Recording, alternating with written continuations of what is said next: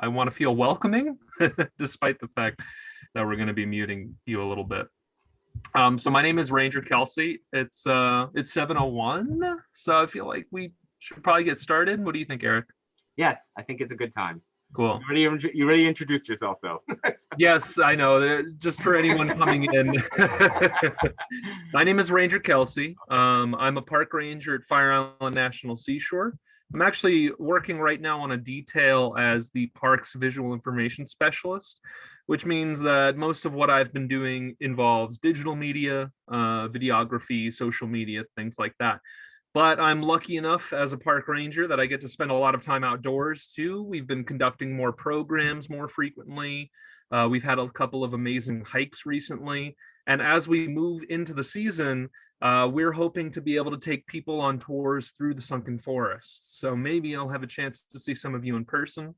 I'd really love to encourage everyone here to visit the Sunken Forest if you get a chance. I'll talk all about what makes the Sunken Forest special. I'll also tell you a little bit about how to get there and what to do once you're there. But I can tell you all that stuff now. I have to say, visiting and experiencing the Sunken Forest in person is one of the coolest things you can do on Fire Island. And if you have a chance to do it, I highly recommend it. So I've been working out here on Fire Island for 10 years now. I started actually 13 years ago as a volunteer, so I have a lot of experience. And I have to say, I've been all over Fire Island from one end to the other. And really, the Sunken Forest is, sometimes we call it our crown jewel. And that's our crown jewel for a reason.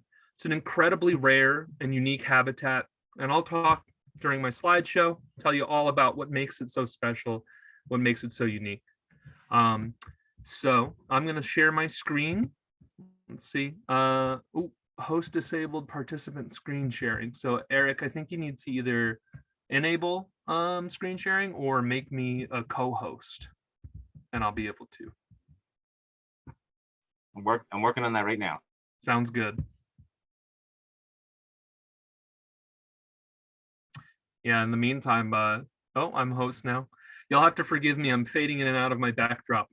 It's a little dark in the room where I'm doing this in. But yeah, we'll just get started. I'm going to start by sharing my screen.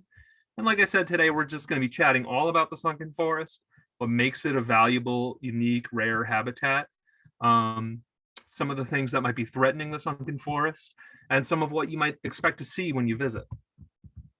So I'm just sharing my screen. You'll have to let me know. You should see the slide. It's got Explore the Sunken Forest as the title. It's got my funny ranger hat right there on one of the benches in the Sunken Forest. So my name is Kelsey. Like I mentioned, I work for Fire Island National Seashore, which is run by the National Park Service. Just to start, I want to talk a little bit about Fire Island because Fire Island can be really confusing. If you look here, this is a cross section of Long Island, and you can see Fire Island south of Long Island. From one end at Democrat Point near Fire Island Inlet on the left-hand side, further west, all the way down to the other side at Mauritius Inlet, just south of Center Mauritius. That's Fire Island. And Fire Island National Seashore is on that strip of land right there. Fire Island National Seashore isn't all of Fire Island. It actually gets a little bit confusing. On one end of Fire Island, we have a state park over here. Actually, let me make sure. Yeah, we're good. You should be able to see my laser pointer, hopefully.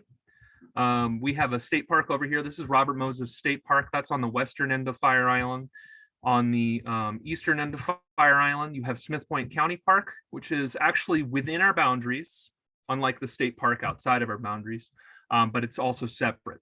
Fire Island has, within its boundaries, 17 separate private communities, including Ocean Beach, Ocean Bay Park, Point of Woods, Cherry Grove. These are historical communities that actually predate Fire Island National Seashore. They've been around since before the National Seashore was established. And so just thinking a little bit about what Fire Island is.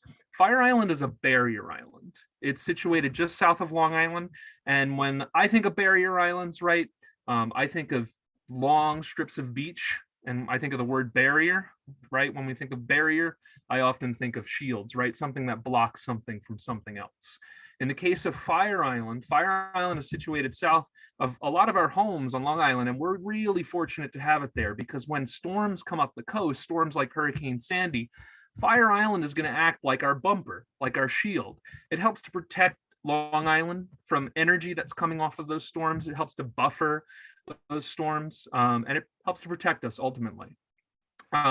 Because of that, Fire Island is an incredibly dynamic environment. We'll talk all about the different ecosystems that you'll find on Fire Island, but I do have to say the Sunken Forest is an incredibly rare and unique environmental feature for many reasons. One of those reasons is that Fire Island is always changing. It's so dynamic. It's always getting blasted by storms, by waves, by salt spray, by energy. And it's really remarkable to have a forest like the Sunken Forest, a forest as old, as developed as the Sunken Forest is here on our barrier island, in part because this island is always changing. So somehow, despite all of that change, despite the movement of sand, despite storms like Hurricane Sandy, the Sunken Forest has persisted for over 300 years. And we'll talk about what makes it so unique and special. But before we do, I just want to mention how do you get there? A vast majority of our visitors visit the Sunken Forest via ferry. There's a ferry company in Sayville, the Sayville Ferry Company service. They run to Cherry Grove, they run to Fire Island Pines, and they run to Sailor's Haven. So it can get a little bit confusing because sometimes you'll talk to a park ranger and they'll tell you, oh, you want to visit Sailor's Haven. Sometimes you'll talk to a park ranger and they'll tell you, oh, you're going to the Sunken Forest. Those places are technically different, but they're right next to each other. So when you're taking the ferry over to Sailor's Haven, the Sunken Forest is right there. So it can be a little confusing, but as long as you remember, if you're going to Sailor's Haven, that's where the Sunken Forest is. You can also take private boats. If you guys have personal boats, there's a small private marina that is operated by our concessionaires. They do have hookups, so you can spend the weekend here at the Sunken Forest if you wanted to, or you can just come in for the day. You could also anchor offshore if you had a private boat, and a lot of folks will wade in, meaning they'll jump into the water and just walk right up onto the bay. And that's free, and you're welcome to do that. You can also walk on towards the Sunken Forest and get to Sailor's Haven that way, but you'll be walking from the communities, either Cherry Grove on one side, or technically Point of Woods is a private community. So the next nearest community that you can go to is Ocean Bay Park on the western side of the Sunken Forest. The hike can be a little intensive. In fact, if you wanted to just hike the whole way, it's about 6 miles from the parking lot at the lighthouse. It is something you can do, but most people elect to take ferries or private boats to get there. Now, I want to talk a little bit about the ecology of Fire Island, because before I was mentioning Fire Island is such a dynamic feature. It's always changing. We have these storms that are impacting it. And I want to talk to you a little bit about how all of those forces impact the various ecosystems. And this will lead us right into what the Sunken Forest is. To start, I always like to talk about the ocean beach and the primary dune system. If you ever go out to the ocean beach and look around, you're going to notice that the ocean beach is probably one of the most desolate parts of Fire Island, because waves are always hitting it, wind is always blasting it. It doesn't really build up much of a soil layer. It tends to be hotter because you have a lot of this white quartz sand over here reflecting light up at you. So it can be really hot. It can be a really difficult habitat for lots of plants and animals to survive in. That said, there are a lot of plants and animals that manage to survive on the ocean beach and on the primary dunes, despite everything that's working against them, the lack of soil, the lack of water. You'll find things like ghost crabs on the ocean beach. You'll find piping plovers nesting on our beaches, many other nesting shorebirds, least terns, oyster catchers, and then you'll find a small variety of plants.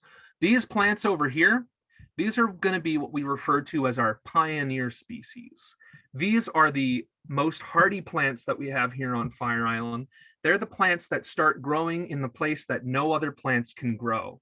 And as they grow, just like pioneers, when they settle a place, they start to make it a livable place. As this plant grows, as it starts to settle on the ocean beach, it starts to make the habitat livable. This pioneer species is probably the most important plant we have on Fire Island, even though it's maybe not the most exciting to look at. This is called American beach grass.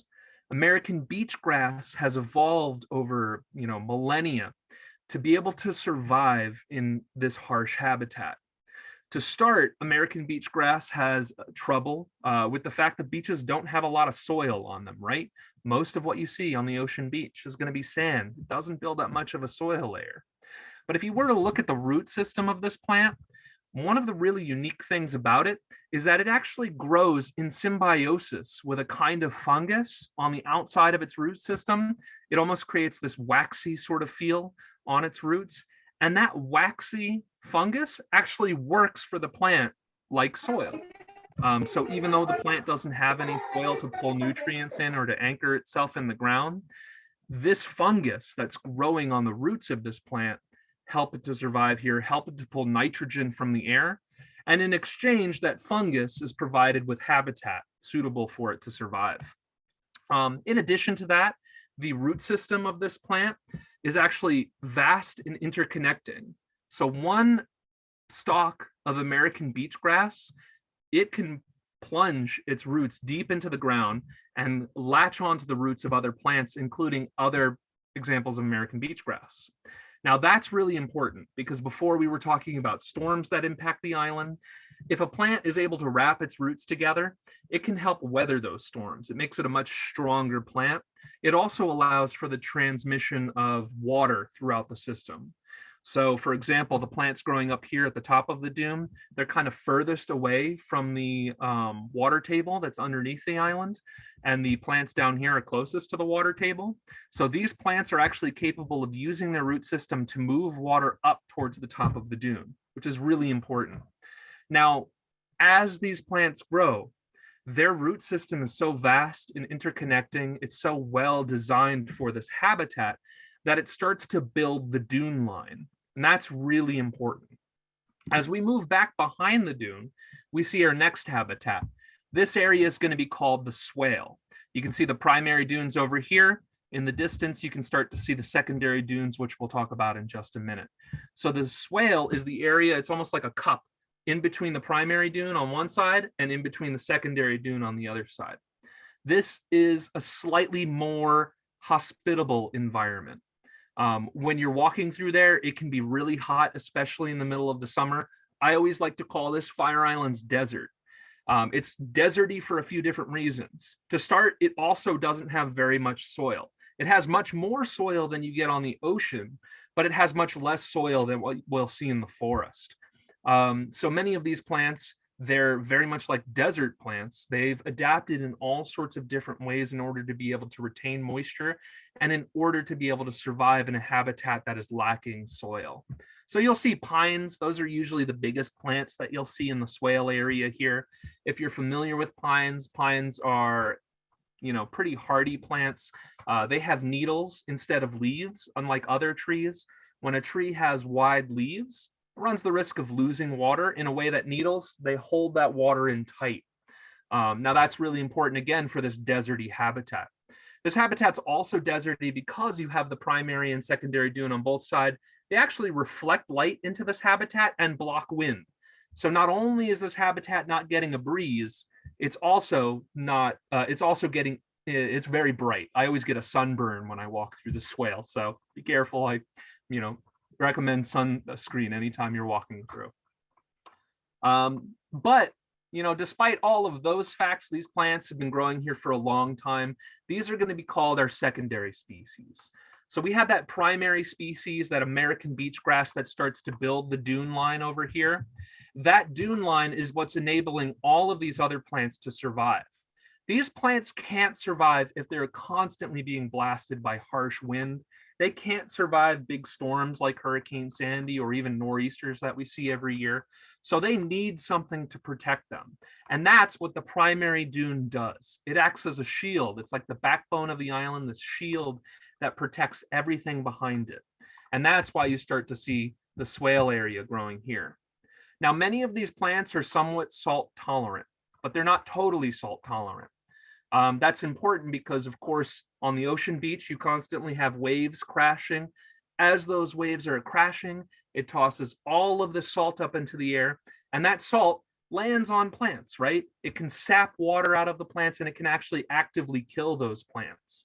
So even though these plants here are somewhat salt tolerant, they wouldn't be able to survive without that primary dune because too much salt would be hitting them and they would just sort of shrivel up and die. That's why that primary dune line is so critical. It blocks the storms, it blocks the wind, but most importantly, every single day, it works to block the salt spray, that harsh salt spray. And we'll come back to that in a minute. Moving back a little further, we have the secondary dune line. This is the secondary hill. It's really cool to see. These are actually going to be the remnants of ancient dunes. They're indications of the fact that Fire Island is constantly on the move. I don't want to talk too much about the geology of Fire Island, but I will say that as a barrier island, as this very dynamic habitat that is constantly being impacted by wind and waves, Fire Island is technically slowly moving north towards Long Island. In fact, there's evidence of barrier islands very similar to Fire Island that existed hundreds of thousands of years ago, about 30 miles south offshore. So there is this constant rolling action of Fire Island where it is moving north. And it's also because of littoral drift, this natural movement of waves from east to west, slowly drifting west as well.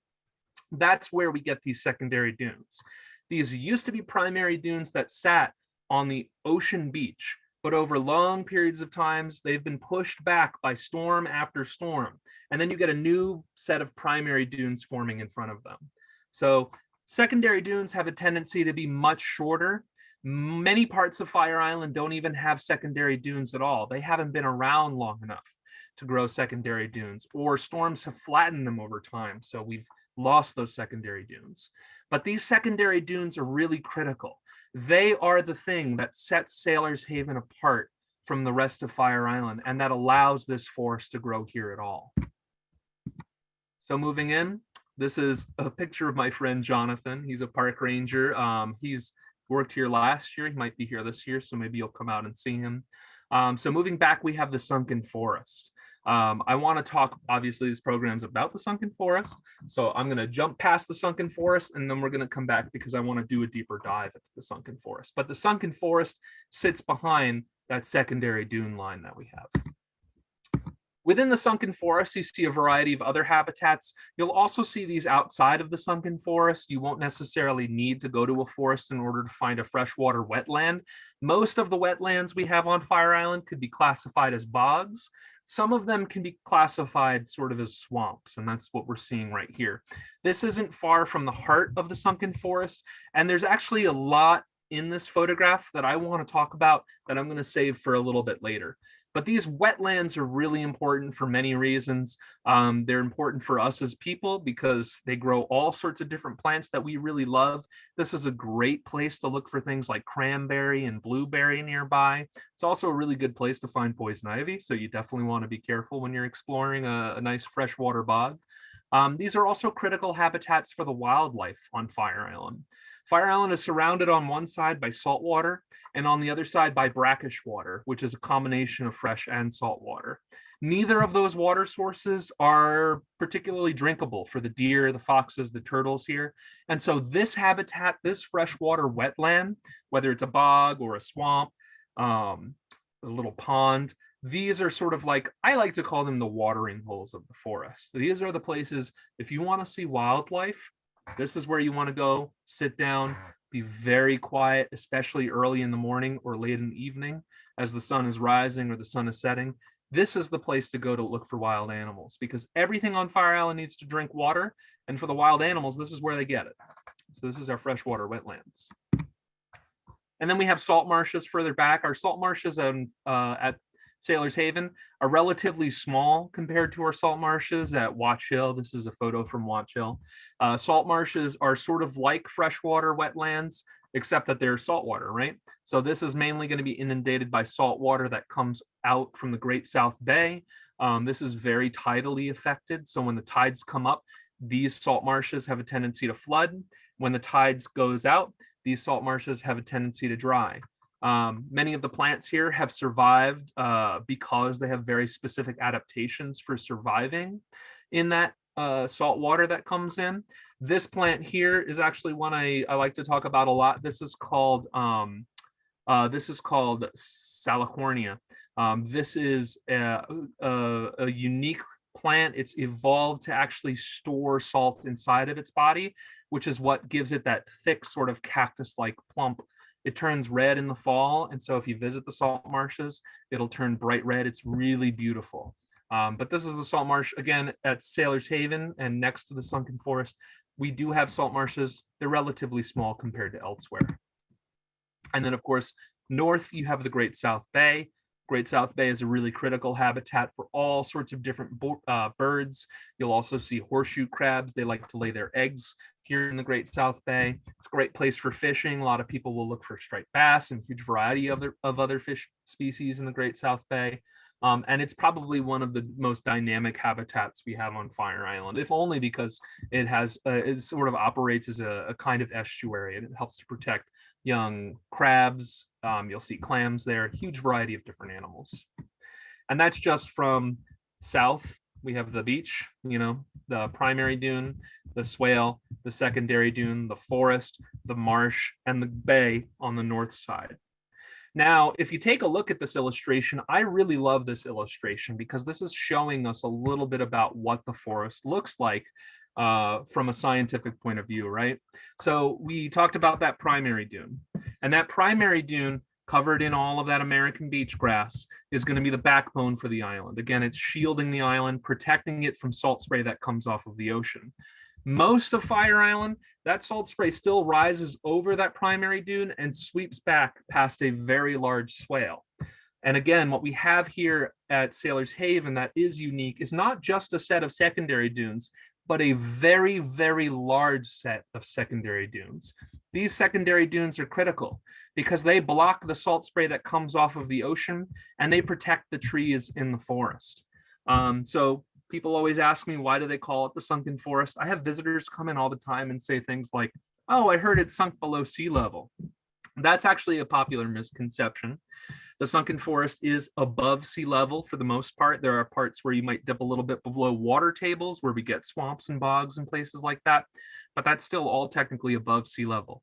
The reason why it's called the Sunken Forest is because it can't grow above this secondary dune.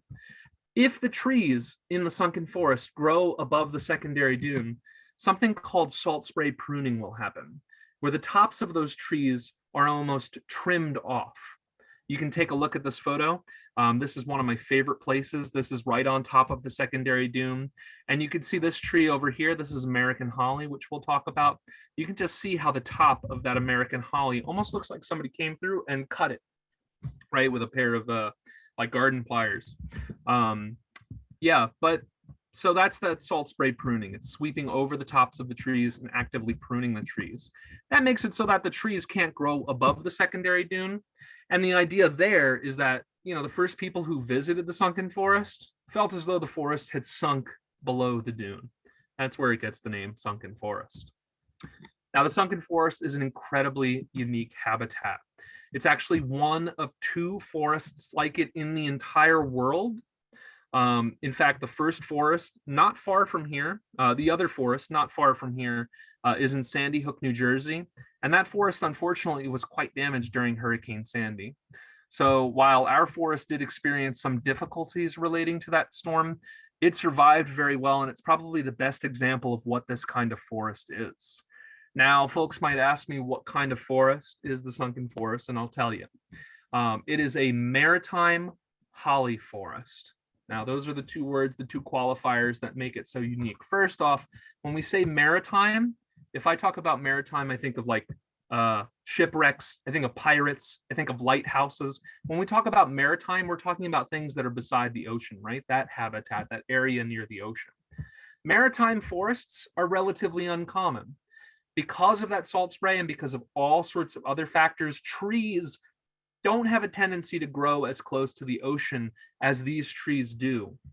And if they do, they're almost always going to be pine trees. If you go south, you might find mangroves. They're going to be plants that are well adapted to that salty, difficult habitat. The trees that we have in the sunken forest are not very salt tolerant at all, surprisingly enough. But they again have that primary and secondary dune line to protect them from that salt. So American holly, that's the other part of what kind of forest it is. I said it's a maritime forest. Maritime forests are uncommon, and it's a holly forest. Holly forests are somewhat uncommon as well. When you go into the heart of the sunken forest, most of the trees are going to be American holly. You might be familiar with American holly. You know, there's the old Christmas song, Deck the Halls with Boughs of Holly. That's holly. This is going to be this plant. It's an evergreen, meaning it stays green throughout the entire winter. It's got a very thick, almost waxy leaf sometimes. And then, of course, it has these points here. If you've ever touched holly, or if you've ever been unfortunate enough to fall into a holly bush, you know, holly has a very pointy leaf, which can be kind of irritating if you end up walking through the forest. Of course, we do have boardwalk trails to make it easy to get through. American holly does not grow near the ocean the way it does here, except for at Sandy Hook in New Jersey. And again, that forest is actually younger, smaller, and unfortunately was quite damaged by Hurricane Sandy. So when you're walking into the heart of the forest, most of the trees you're going to find are going to be this American holly. So it's got this smooth bark here. I always like to point out the sort of eye-like circles on it. These eye-like circles are kind of fun. They're not eyes at all. I always tell kids, don't throw your garbage off the boardwalk because the trees are watching you. Obviously, they're not eyes. What they are is they're the remnants of old branches. As American holly grows tall, it actually will drop its lower branches. And it does that for a few different reasons. Most of the reason why it does it is because branches in the understory don't get a lot of sunlight. So it's kind of a waste of the plant's time and energy to maintain the branch where it is. So they actually will drop their lower branches, and what it leaves behind is this scarring right here. And that's going to be that little eye-like structure of the American holly. You can also identify American holly by looking at its berries. It can be tricky though, because American holly is actually a plant that comes in male and female types. Only the females have the berries here. Holly's really cool. It likes to bloom these beautiful, tiny, tiny white flowers that smell gorgeous. It likes to do that in June. So if you visit, you might catch it on a really good weekend.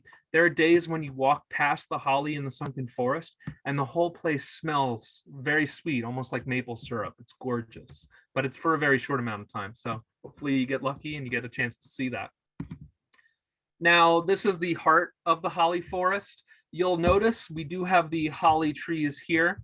Most of the trees are going to be holly. They've got that smooth, sort of scarred bark. You can see the little scars, the old branches here. But it's not the only species of tree that we have in the forest. We also get sassafras and a variety of other species I'll talk about. One of the things I like to tell people about the sunken forest, something that's kind of unique about it, is that the sunken forest, people always tell me this feels kind of old, but it's actually a very young forest. Many of the trees here have been growing for anywhere between 150 and 200 years, especially here in the heart of the forest. These are going to be the tallest trees we have in the forest, the oldest trees we have in the forest. Despite how old they are, their growth is limited to the top of that secondary dune. So you'll go here, you'll see a tree that is over 100 years old, and you'll look up and it's kind of short, again, because that secondary dune where the salt spray sweeps across the top, that's pruning it and keeping it short. So yeah, a lot of people are surprised to hear that these trees can be up between 150 and 200 years old. The forest has probably been here between 200 and 300 years. So in the grand scheme of things, it's a relatively young forest. One of the things I like to tell people about it, though, is that despite how young it is, it's also technically an old growth forest. The reason why it's an old growth forest has to do with the fact that this area was never cut down, never turned into farmland. It was never burnt down. It was never made into real estate. These are the very first trees that were able to grow here at all, or the subsequent generations of those first trees. So even though the forest is technically young, it's also still technically an old growth forest. So a lot of people imagine old growth forests and they think of forests that have been around for thousands of years. But this habitat hasn't been habitable for these trees for thousands of years. It's It's only been since the development of that secondary dune, probably around 300 years ago, it reached capacity. It was tall enough to start supporting these tree species, that these tree species started growing here.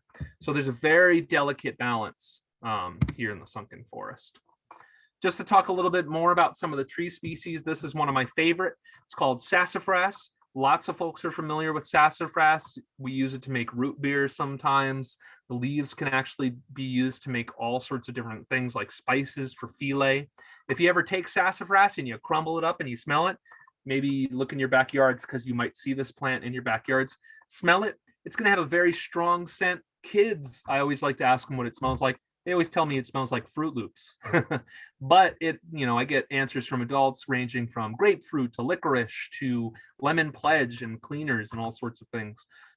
That scent is actually used in a lot of industrial products, which is probably why we're so familiar with it.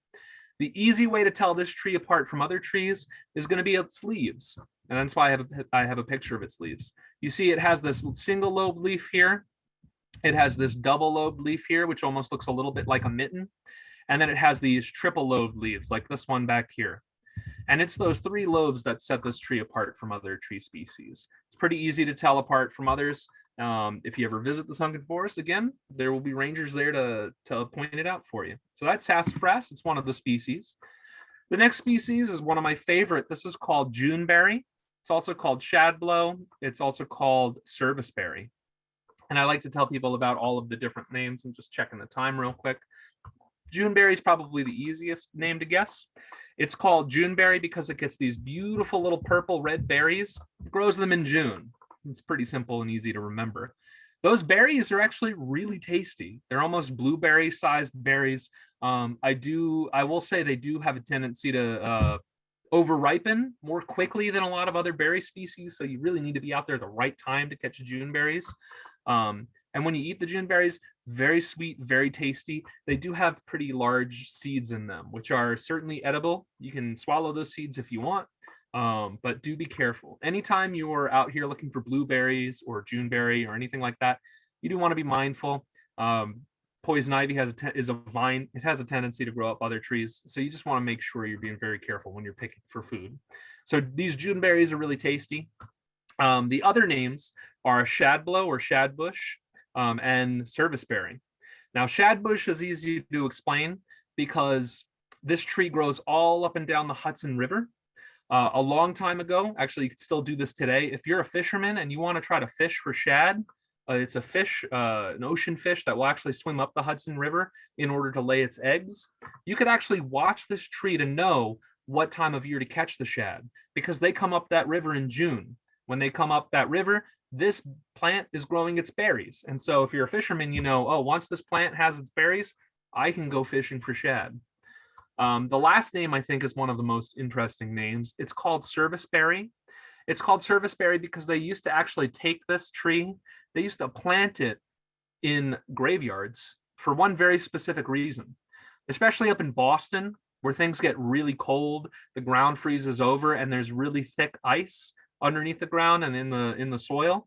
It can be very difficult to dig holes. A long time ago, before we had bulldozers and tractors and things to dig holes for us, they used to take people when they passed away in the winter, and they would store them, and then they would wait until winter was over. They would actually use this tree to know when the ground had completely thawed, because this tree won't start growing its tiny little leaves until once the ground is thawed. If there's any ice in the ground, this tree won't grow its leaves at all. So you could actually take this tree, they would actually plant it in graveyards in order to know what time of year you can hold funeral services. And that's where it gets the name serviceberry. So depending on where you are, you might call it different things. Around here, I think people most commonly call it Juneberry, but up north and especially in Massachusetts, it's quite often called serviceberry. It's a very neat tree. This is a Juneberry we have not far from the entrance of the Sunken Forest. And one of the cool things about this Juneberry is you can see all of these little dots on it. Those dots have been produced by a woodpecker. The woodpecker's got a really funny name. It's called a yellow-bellied sapsucker. It's called a yellow-bellied sapsucker for, well, its name kind of tells you everything you need to know about it. This isn't the best picture. It looks a little gray here, but if you take a really close look at that belly, you can see it has a little bit of a yellow tinge. It's not really bright yellow, but it's a little yellow. That's where it gets the name yellow-bellied. And then the other part of its name is sapsucker, and that tells you what it's eating, right? What it's doing is it's making these holes, it's tapping these holes into this tree in order to suck sap. Those holes will fill up with sap. All sorts of insects will get caught in that sap, and this bird will come back later on to eat that sap and eat any bugs that have gotten caught in that sap. Now, the sapsuckers are really smart because unlike other woodpeckers, they might make a big hole in the side of a tree. They might be looking for insects. These guys need to make sure that their trees survive. I can't tell you why, but for whatever reason, the sapsuckers really pick some trees over other trees. I don't know if the tree tastes better, if it's easier to get to. There are any number of reasons why the sapsuckers really like this tree, but they really like it. So they want to make sure it survives, which is why when they poke holes into the side of the tree, you'll see they leave spaces in between each one of those holes. That's really important because the underside of that bark, right, the inner bark of the tree is almost like the veins in our body.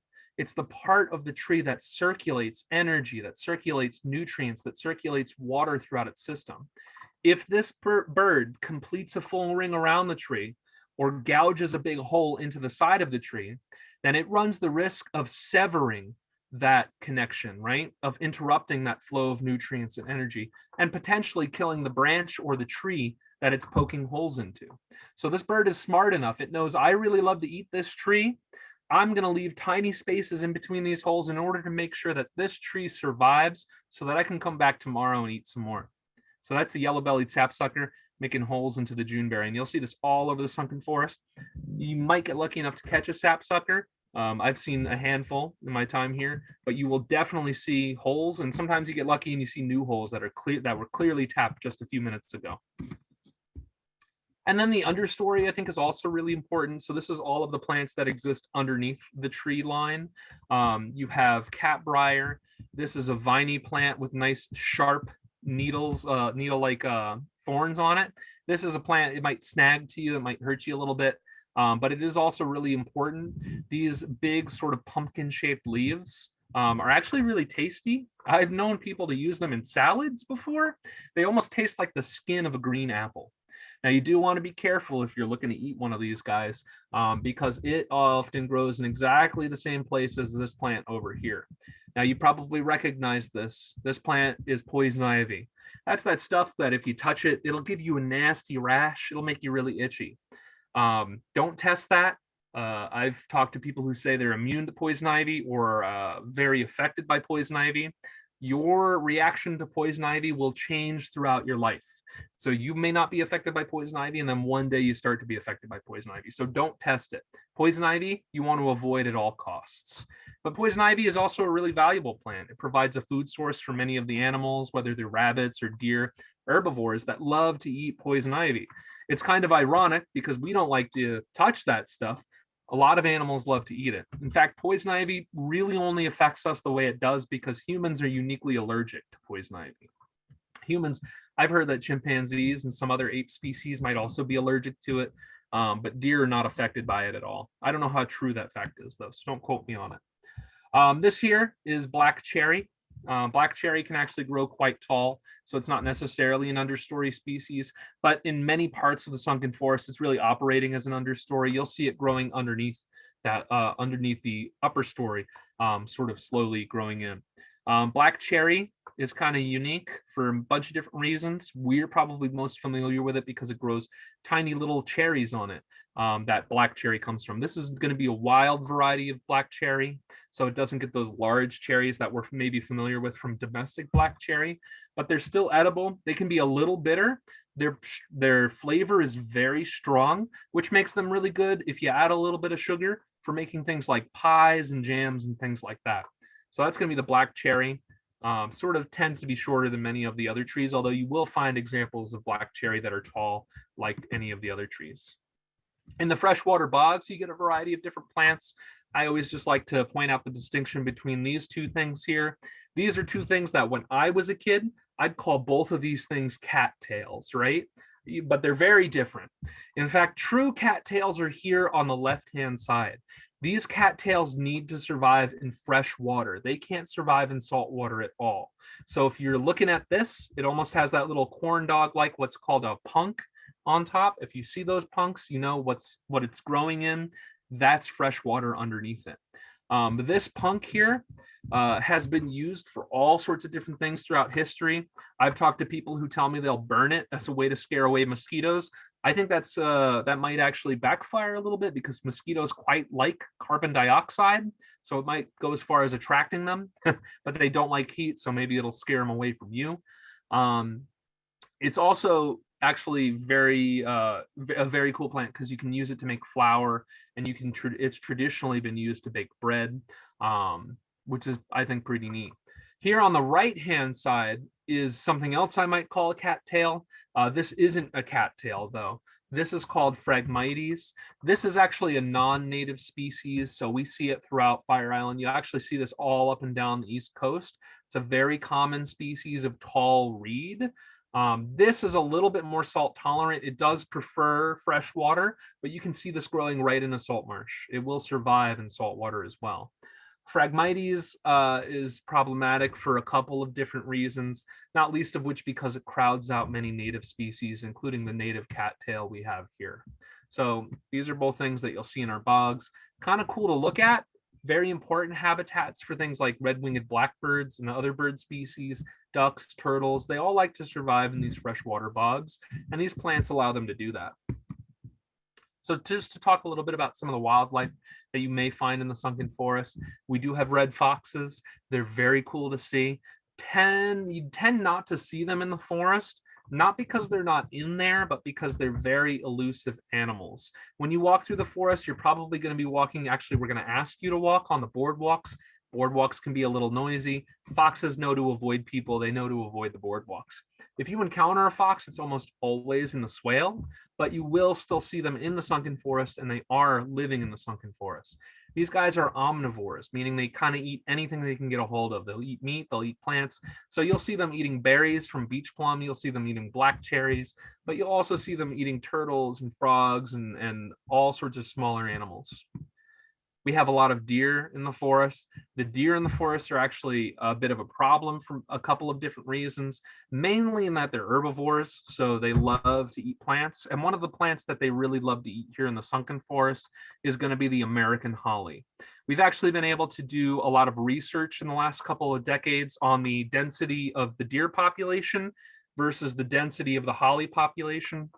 And unfortunately, in the last few decades, we've seen a massive decrease in the number of holly growing in the forest. It seems like the holly is just disappearing, and we think that has a lot to do with overgrazing on the part of the deer. You might be surprised to hear that because holly has pointy leaves. You can't imagine a deer trying to eat those pointy leaves.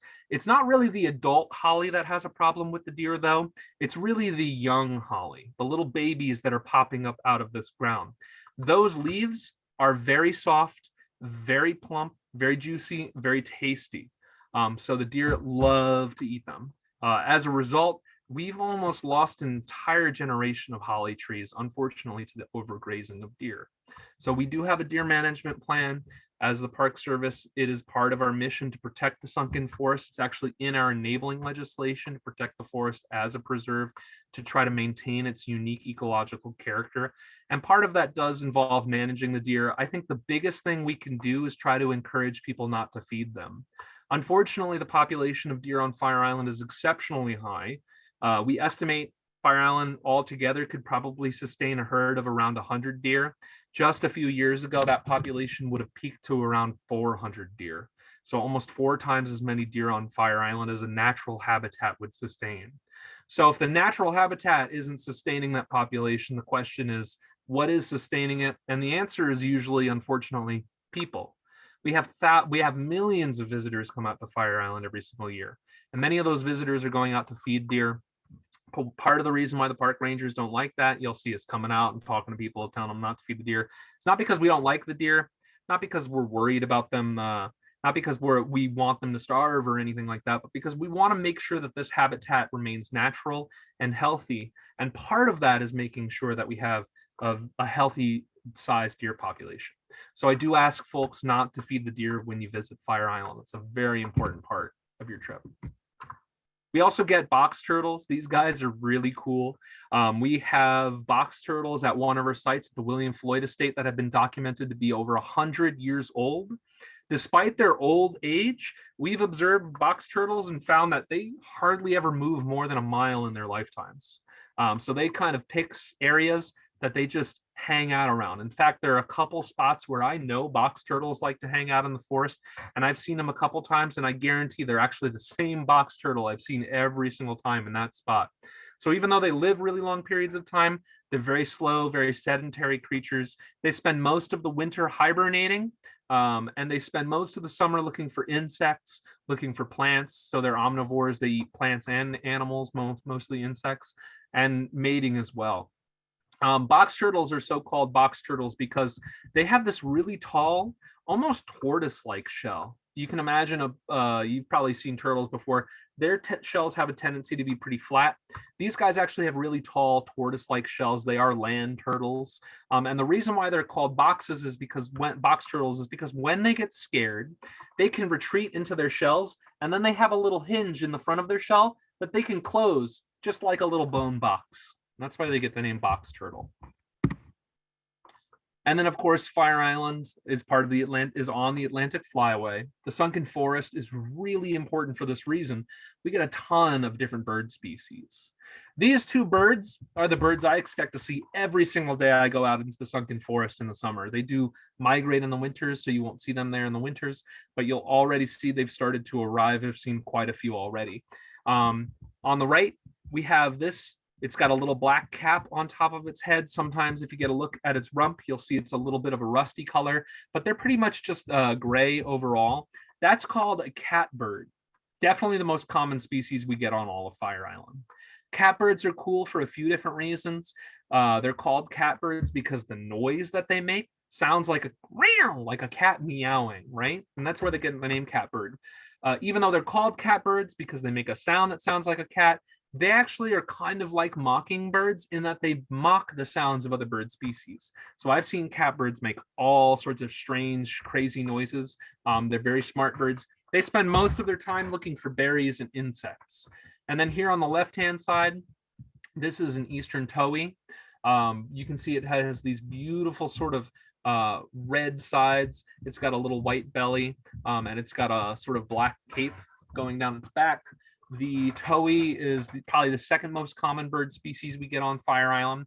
And the reason why it's called a towhee is because of the noise it makes. It sort of makes a towhee sort of sound. So you'll almost always hear the towhee before you see them. You'll either hear that sound in the forest, or I actually catch towhees mostly because they spend most of their time looking for bugs underneath leaf litter on the floor. So you'll hear something being really loud in the forest, moving leaves around, and it's almost always a towhee looking for insects. We also get a huge variety of different warblers, many of which nest in the forest.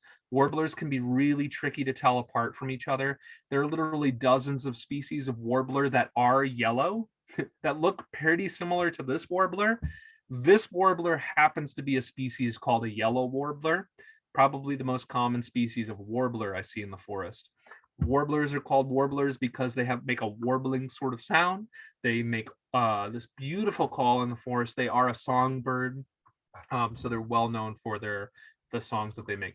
They're really teeny tiny. They migrate through, but they also nest many times. So when you're passing through the Sunken Forest, keep an eye out. You'll see these gorgeous yellow birds. You'll also see a huge variety of other warblers that, again, can be hard to identify because they can look so similar from one to the other. They're very fast, very elusive birds.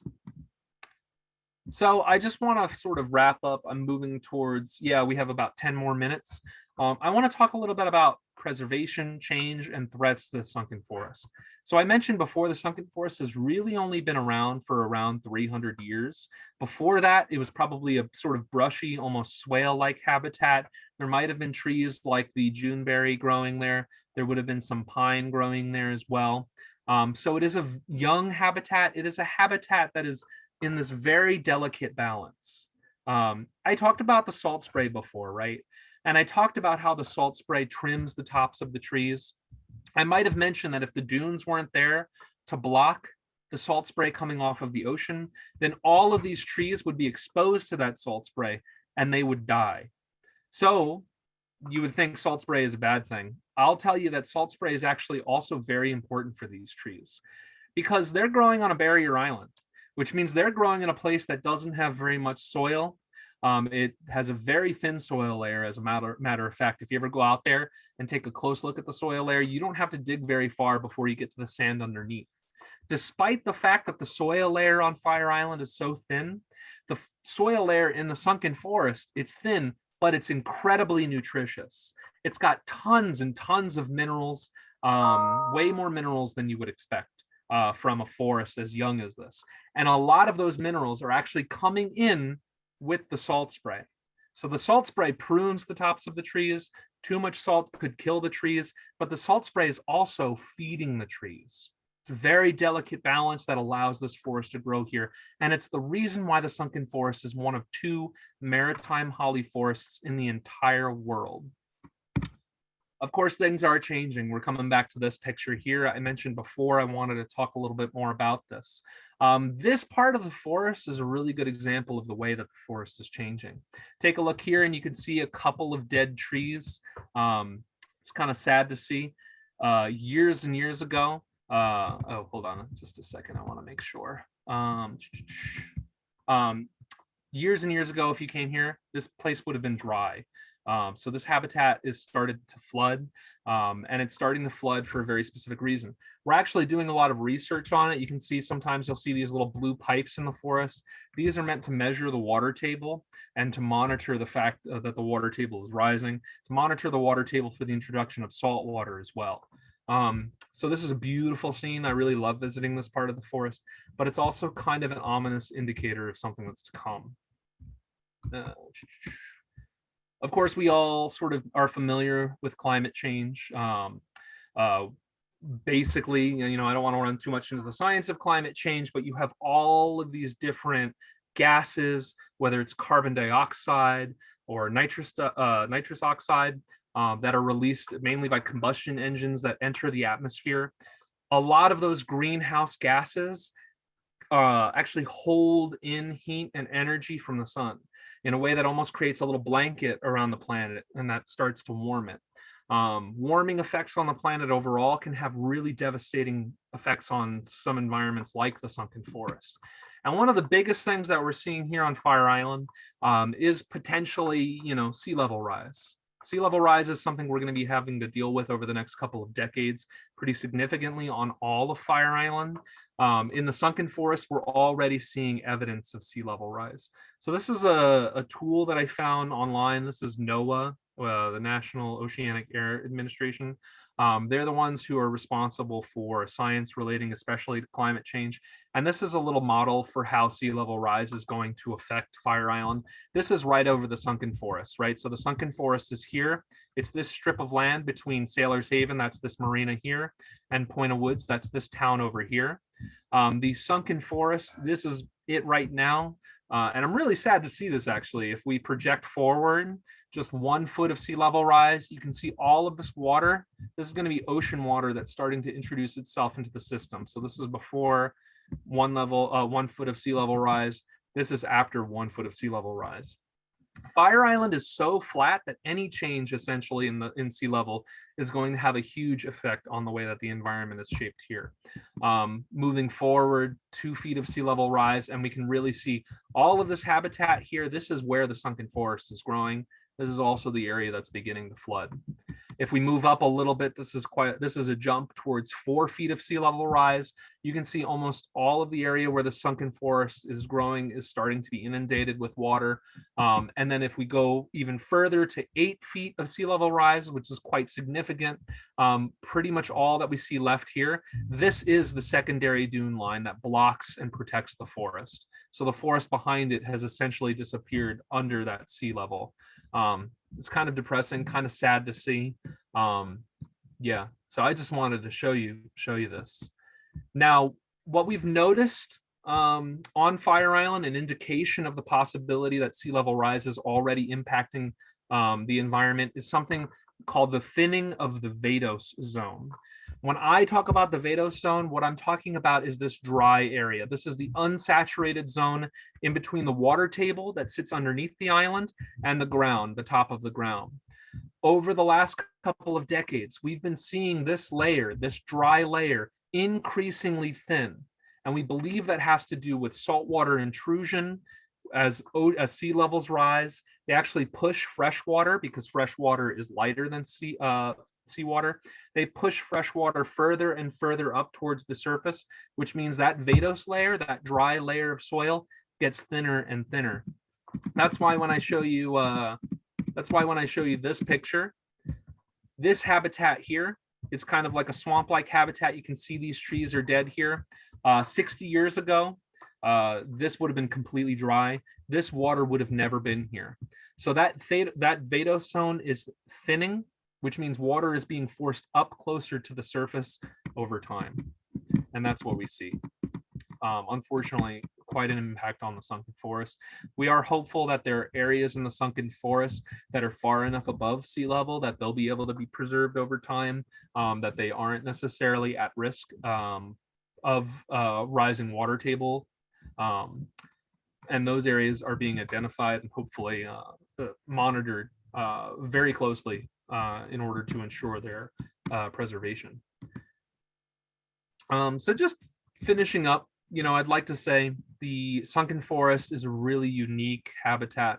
It's the only, forest like it in the world. There are only 2 forests of its kind. And even still, it's one of the largest forests. So it is the largest forest of its kind. It's a really important habitat for chickadees, for foxes, for deer, for turtles, for all sorts of different kind of fungi, very unique community of plants. It's the only place in the world that you're going to see this, really. So I think it's really important to preserve. I think that preservation starts with you guys visiting the sunken forest. If you're coming through, we do ask you to be very mindful. There are boardwalk trails that are really convenient to walk through the sunken forest, and those boardwalk trails are really useful because they're going to keep you from impacting the sunken forest. I invite you to come out to the sunken forest. I invite you to talk to park rangers and to learn a little bit more about the sunken forest. Of course, we are still worried about COVID. We do ask folks, we are sort of returning to normal, but even still, we want to make sure that people are prepared to socially distance. This is like a fun little graphic about that gives you an idea of how far apart you can stay from other people. The trails are fairly narrow, so if you are planning on visiting, make sure you bring a mask. You can just put that mask right on if you're going to walk past other people. Otherwise, it's nice open space, and it's a great way to get outside. So I'm just going to wrap up. My name is Ranger Kelsey. I work for Fire Island National Seashore under the National Park Service and Department of the Interior. And I'm going to end this slideshow. I do see questions in the chat, so I want to jump right into those, especially because we're kind of moving up towards time, towards our time. So let me start. Wondering about mosquitoes, population, ticks. Yes, I forgot to mention that. I feel kind of bad because that's usually the first thing I mention. We do get a lot of ticks on the island. The forest is no different. You will encounter ticks in the forest, especially if you go off of the boardwalks. I will say, as a Long Islander and as somebody who's visited my Fire Island like my whole life, the sunken forest, it's pretty easy to avoid ticks in the sunken forest because of that boardwalk. The only time I ever see ticks on me is when I get off of that boardwalk. That said, you do want to be very careful. I recommend that people check themselves at the end of the day. If a tick bites you, you have a window of anywhere between 24 and 48 hours before they can transmit things like Lyme disease and make you sick. So if you leave the sunken forest and you find a tick on yourself that night, don't panic. Just remove it very carefully. The key there is just to make sure you check yourselves at the end of the day, and otherwise try to stay on the boardwalks in order to minimize your interaction with ticks. Mosquitoes are a different story. Mosquitoes are really annoying. We do actually have a really revolutionary sort of mosquito monitoring program here at Fire Island. So we are looking for things like West Nile. We're always looking for different diseases in those mosquitoes. And we would be willing to close down parts of Fire Island if there was a health threat. So when you do visit, If it's open, then there's nothing to worry about because we only close things down when it's dangerous. As far as the mosquitoes go, they are annoying. At the Sunken Forest, I will say you get less mosquitoes there than you do at Watch Hill and many other sites on Fire Island. There's a variety of different reasons for that. I will also say that if you are unlucky, there's usually a period of about 2 to 3 weeks somewhere in the year. It almost always is in like August or like late July that the mosquitoes are really awful. So I've had people come out to the Sunken Forest and say, "Oh, I'm surprised I didn't see a single mosquito." That's not uncommon, but if you do pick the bad weekend or the bad week to come out, you might see a lot of mosquitoes. On that note, you can always give us a phone call, check in with us, see what we think about the mosquitoes. Their populations are very affected by weather. So yeah, give us a call or let the rangers know if you're curious to know how bad the mosquitoes are. They can be really bad, but most of the year they're actually less bad than other parts. Can you repeat the name of the plant next to the cherries? On that slide, on the left, we had catbrier. That's that plant with the thorns. I think of a cat's teeth or a cat's claws scratching at you, hence the name catbrier. On the right was poison ivy. That's the leaves of 3. Let it be, right? How many hours will it take to cover the Sunken Forest? Please tell us where the Bayshore Ferry will take us versus the Sayville Ferry. The Bayshore Ferry service runs through the western communities. So that will go to places like Kismet, Atlantique, we'll go to Point of Woods, Ocean Beach, Ocean Bay Park. It doesn't come to any Fire Island National Seashore site. That said, if you wanted to take the Bayshore Ferry over to one of the towns, the town that is closest to the Sunken Forest is going to be Ocean Bay Park. Technically, Point of Woods is closer, but they don't have a regular ferry that runs. So it was really the Sayville ferry that's going to get you most direct. That's going to be the most direct route to the Sunken Forest. But you can take the Bayshore ferries. As to how many hours it will take, really depends on your pace. It can take me 4 hours to walk through the Sunken Forest, but I will say it usually takes folks around an hour to an hour and a half. The trail itself, there are 2 trails that run through the forest. They both loop around and take you back to where you started.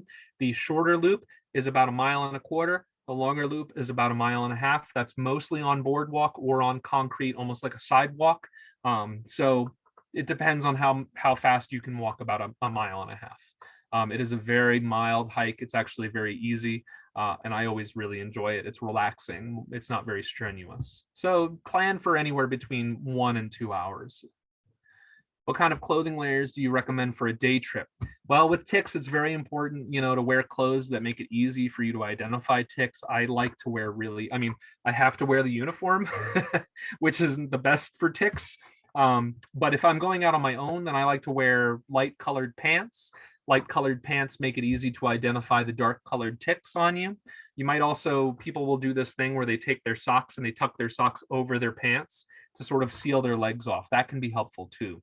Do be mindful of weather. Weather can be very different on Fire Island as it is from Long Island. I actually suggest people, if you have access to a computer or cell phone, to check weather radars before heading out. If only because the news, the weather station or the local news, they might be reporting on weather conditions on Long Island. They don't really think too much about weather conditions on Fire Island. So check a weather radar just to see if a storm is passing in. And of course, do be mindful. It can be very hot on Fire Island. The beach is a nice way to cool down, but make sure you bring water. We do have water out there, but bring a water bottle so that you can fill up. So do be aware of the heat. How far distances through the forest, that, like I mentioned, is about 1.5 miles on the longer trail. There are bathrooms at the beginning of the trail. There aren't bathrooms in the middle of the forest. So you're going to want to make sure. I usually tell people to go to the bathroom before they go on their hike. How many miles is Sunken Forest? I mentioned the trails. The Sunken Forest is actually a very small preserve from one end to the other. It's about a 1/2 mile.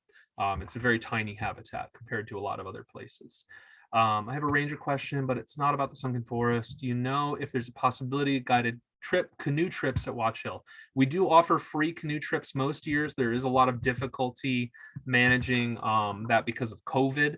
I will say that we're hoping to offer guided canoe trips, even if they're slightly less frequent than we have in the past. We usually offer them every weekend. We haven't gotten confirmation or approval to do that, but I'll tell you that myself and my supervisor are both working really hard to make sure that we at least do a few canoe trips. So you can expect a few. Take that with a grain of salt. Anything can happen, but we are looking to do canoe tours. Give us a call. Check our calendar if you want the most up-to-date information. Thank you for the presentation. I hope you all had a good time. I'm not in a rush to leave. I don't know how Eric is doing, but if there are any other questions, I'm happy to answer them if you just want to unmute yourself or whatever Eric prefers. If you have a question, please ask now. Now is the time. How you doing? It was very good, by the way. Yeah. Oh, somebody asked me if there are 100 deer. We estimate that Fire Island could naturally sustain a population of 100 deer. At its peak, the population hit 400, which meant that there were as many as 4 times as many deer on Fire Island as there should be naturally occurring. Signing up for guided tours of the Sunken Forest as we sort of formalize our schedule, which you can check on our website, or you can always just give us a phone call if you're wondering. It's usually just a come on in. We usually offer the tours around 11 or 11:30, depending on the ferry, and you can just join us. We don't necessarily have sign-up sheets for those ones. Stephen Deniston, do you want to ask a question? Oh, I think you're muted, so you want to make sure to unmute yourself. Cool. Yeah, it's just about the tours. If you have a group of 7 or 8 people coming out, you could just pick up an 11 o'clock tour. Is that what it is? Yeah, well, we do have regularly scheduled tours that you can just join us on, public tours. Again, we're sort of working out all of the details this year. We are going to be offering Sunken Forest tours regularly, especially on the weekends. If you wanted to make sure that we could have a tour set up for you, or if you were planning to come out on a weird day, maybe it's a Wednesday and we don't usually offer tours on Wednesdays, then give us a phone call. Our phone number is on our website. Our website is nps.gov/FIIS for Fire Island. If you Google Fire Island, just make sure you're clicking the .gov website. If you want to give us a call and reserve a tour, you can do that. We do that with Boy Scout groups and stuff like that all the time. Oh, very good. Thank you. Anyone else, if you wanted to raise your hand, I can call on you, unmute you, and answer any more questions. Excuse me, can you hear me all right? Sure, yeah, Molly. Hi, how are you? I'm sorry, I put this heavy light on over here so I could see, and I took notes, pages and notes. I love to take my notes. Awesome, yeah. And the light was so hot it melted my mouse, so it's not working anymore. I mean, it's like barely working. Me and my big ideas. What was the hell was I going to ask you now? Oh goodness gracious. The tour itself, and for you to take us around, how big are the groups usually? Whoever shows up, or you do more, like you rather do in a reserve setting, or if you got a group of people, you can sign up at the moment. How would that work? And how long would the tour take? In the past, so the tours are usually between an hour and a half and 2 hours. Okay. In the past, we've had taken as many people as want to come. Okay. Because of the pandemic, we might try to limit the tour number. I don't have a hard count. We had been limiting it to 10 people. We've raised that cap recently. If in the event that we overbook a tour, there are too many people who show up, we usually offer a second tour later in the day. So we'll say to you, day of, we'll say, oh, if you want to join us at 2 o'clock, we'll take you out at 2 o'clock.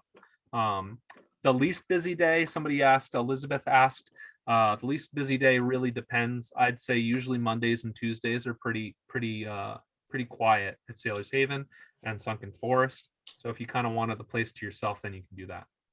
How much is the cost? You'd have to check with the Sayville Ferry Company because their rates do change. In the past, it's been around $18.50 for a round trip ticket. Okay. It might be a little bit more now. So check with the Sayville Company. Otherwise, the tour is free. We don't charge for any of our services. So you pay for the ferry, which is whatever round trip, and then this is like your little treat. Yeah, Now, exactly. what about like if you want to get a bite to eat? Do you have any little places We there? do have a concession stand. They sort of sell things, really simple foods, hamburgers, hot dogs, French fries, stuff like that. Although they've been pushing the envelope the last few years with exciting things like fun salads and stuff. Very simple foods. I do like to tell people a nice day trip is to visit the Sunken Forest, walk through the Sunken Forest, and then walk over to Cherry Grove, which is a nearby community. There are lots of restaurants in Cherry Grove. I'm not sure how they're managing with the pandemic, but I can imagine a lot of outdoor seating and stuff. One of the really cool things about that is that if you walk to Cherry Grove, you can actually catch a ferry from Cherry Grove and take it back to Sayville. I think they charge you an extra $1 on top of your round trip, but they'll take you back to where you started. So that's a nice day trip. Spend the day in the forest, go and have dinner over in the Grove, and then take the ferry back. Sounds like a plan. Yeah. Thank you. No problem. I see Teresa has a question. If you want to unmute yourself. Hi, I just checked the Sayville ferry schedule and it says that there's nothing posted yet. Do you know when they start service? Yeah, I actually just got I just got an email from them recently with their proposed schedule for the spring. They're going to be more or less starting hold on, I'm just looking in my email. I apologize. They're going to be more or less starting pretty late in May this year, unfortunately. They have ferries scheduled to run starting on May 29th, so they'll be running for Memorial Day weekend. They should have that posted soon. Yeah, and I think their first ferry on Memorial Day, so they're going to be running ferries May 29th through June 25th. After June 25th, their ferry schedule will be, they'll be offering more trips, but they have a ferry that leaves 9:30 in the morning on weekdays, 9:20 in the morning on weekends. Yeah, I would just tell you to check the website again in the next couple of days because they'll have it posted. What are the chances of getting you as a tour guide? I mean, it's decent. I do a lot of other visual information work and stuff, but I'm usually out there a couple days a week. I will tell you, I have the utmost faith in my colleagues. Ranger Dave is the guy who's out there on weekends. He's the person who taught me. He's brilliant. And if you do have a chance to join a tour with Ranger Dave, he'll really get into the nitty gritty of all the details of the ecology and the science in the forest. So I recommend it. Thank you. Thank you so much. This was really a wonderful. Thanks. Yeah. If there were any other questions, I'm happy to answer them. Otherwise, thank you, Eric, for inviting me. I had a great time, and I hope to see some of you guys out at the Sunken Forest. We'll be seeing you soon. Thank you very much. Yeah. Thank you. Thank You you too. so much. Thank Good night. you. Thank you. Thank you. Bye-bye. See you later. Night. Have a good night, everyone. I can get the Thank box. you, Ranger Kelsey.